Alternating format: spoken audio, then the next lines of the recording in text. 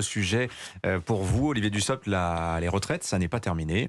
La proposition de loi d'abrogation de la réforme présentée par le groupe LIOT va être étudiée en commission à l'Assemblée le 31 mai, examinée en séance le 8 juin. Elisabeth Borne dit que c'est assez irresponsable de la part du groupe LIOT de laisser croire que cette démarche permettra de revenir sur la réforme des retraites. Vous pensez, vous aussi, que l'initiative est condamnée par avance ? Je pense que c'est une initiative irresponsable et une démarche totalement politicienne.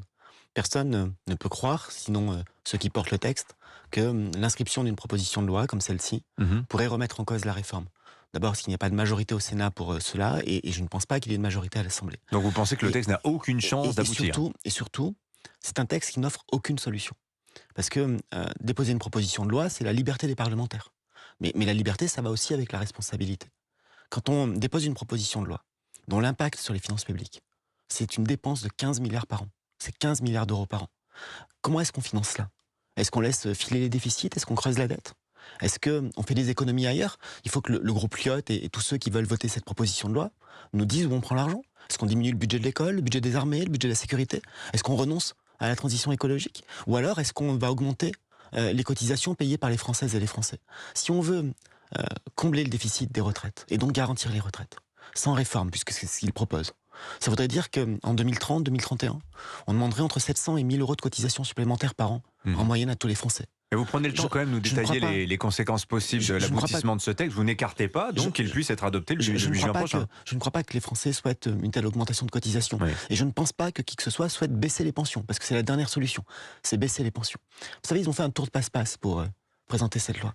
C'est-à-dire ? Ils ont dit qu'ils la finançaient en augmentant la fiscalité sur le tabac. Si on l'appliquait, si on suivait le raisonnement, ça veut dire que le paquet coûte 20 euros. Qu'ils assument soit le doublement du paquet de cigarettes, pourquoi pas. Mais ça vous pose un problème, ça, soit l'augmentation, un peu, oui, ça s'appelle le pouvoir d'achat, ça s'appelle la protection du pouvoir d'achat des Français. Soit c'est une baisse des pensions. Il y a quand même un enjeu de santé publique derrière. Soit c'est des économies à faire sur d'autres secteurs. Donc 15 milliards d'euros par an.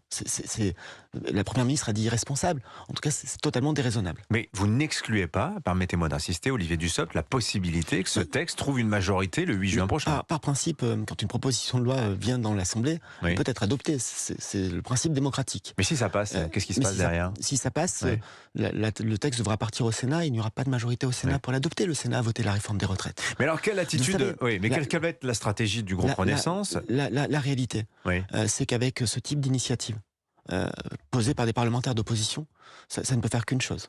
C'est une machine à déception. Parce qu'il y a des Françaises, des Français qui, pour une raison ou pour une autre, se sont opposés à la réforme, et c'est leur droit, qui peuvent croire à cette initiative. Et à la fin, ils seront déçus. Mais quelle va être donc la stratégie du groupe Renaissance ? Il y a la possibilité de faire de l'obstruction. La niche parlementaire, ça dure 24 heures. Le débat est le 8 juin, donc chaque chose en son temps. Oui, mais quand même, est-ce que vous prendrez le risque d'un vote ? Certains disant que ce serait, en cas de succès, un bon moyen de faire taire les critiques sur le recours au 49.3. Le texte est inscrit en commission le 31, ça n'est pas tout de suite, 31 mai, dans l'hémicycle le 8 juin, donc chaque chose en son temps. La majorité, les groupes de la majorité doivent se réunir pour évoquer le positionnement à avoir sur cette initiative dans les prochains jours, donc laissons les députés travailler. Bon, quoi qu'il en soit, en tout cas, ça ne vous fait pas renoncer à avancer. Votre cabinet a annoncé hier que les décrets d'application et les arrêtés